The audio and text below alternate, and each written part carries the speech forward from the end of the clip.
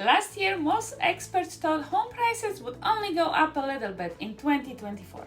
Now, those same experts are more optimistic than they were just a couple of months ago. Check out this chart.